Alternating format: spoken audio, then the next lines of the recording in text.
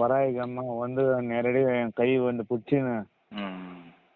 இப்படி இல்லை அப்படி இல்லை நான் சொல்கிற மாதிரி செய்யின்ட்டு அந்த அம்மா வந்து உட்காந்து வந்து என்கிட்ட வந்து தொடை மேலே உட்காந்து வந்து சொல்லுது. ம். இப்படி பண்ணு அப்படி பண்ணுன்ட்டு பெரிய பொம்மை போட்டு இருக்காங்க, கழிச்சு வச்சுக்கிறாங்க, கருங்குட்டியை தாத்தானே நிற்க வச்சுக்கிறாங்க. ம். இந்த அம்மா வந்து பேசுறப்ப அந்த உருவம் தம்பிடுது. ம். இன்னைக்கு என்னடான்னா மயானத்தில் போய் பூஜை போகிற மயான காளி வந்து அடி எதிர்க்க நிற்குது. ம். உனக்கு என்னவா போகணுன்னு எவ்வளோ போகணுமா இல்லை வந்து வசீகரம் ஆகட்டுமான்னு கேட்குது அந்த அம்மாவே. ம். எனக்கு வசீகரமாக ஆகுமான்னு நான் சொல்கிறேன்.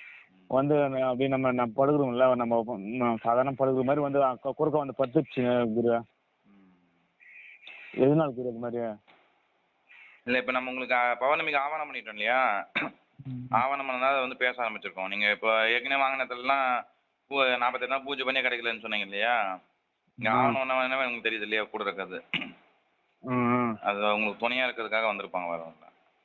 அதான் என்னவா வேணும், எவ்வளோ போட்டா இல்லை உனக்கு வசீகரம் ஆகட்டுமான்னு கேட்குறாங்க வந்து. அது எதனால இல்லை உங்களுக்கு சித்தியா இது ஆயிடுச்சு நம்ம உபதேசம் கொடுத்தது. நான் அன்னைக்கு சிலை செய்யும் போதே நான் உங்களுக்கு நீ சிலை செய்யணும்னு சொல்லலை.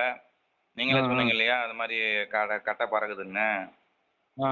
அது உங்களுக்கு உபதேசம் ஓகே ஆயிடுச்சு. அதனால தான் இப்போ நம்ம பௌர்ணமிக்கு உங்களுக்கு பூஜை முடிச்சிட்டோம். எல்லாம் வந்துச்சு, பொருள்லாம் வந்து வச்சு பூஜை பண்ணிட்டோம். உங்களுக்கு பொருளாதாரம் இல்லாதனால நான் கூட உங்களுக்கு அனுப்பிச்சி விட்டேன் ஆத்மாவை.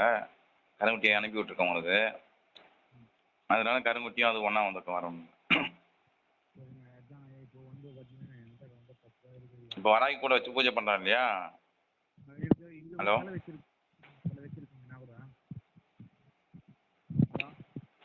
ஹலோ சொல்லுங்க. என்ன கூட வராகி அம்மா சிலை வச்சிருக்கேன். வராகி கூட வச்சு பூஜை பண்ணுறேன் இல்லையா? அதனால் வராகியோட சேர்த்து தெரியும் வேறு ஒன்றும் இல்லை. உங்கள் வாய்ஸ் கேட்கலையே. எனக்கு இப்படி பண்ணுறாங்களாம்மான்ட்டு அந்த அம்மா கிட்ட குமாரி அப்படிலாம் இல்லைண்ணே நான் எதுக்கான்ட்டு சொல்ல அந்த அம்மா என் கை பிடிக்கிறாங்க. பிடிச்சி தொட மேலே உட்காடுறாங்க ஐயா.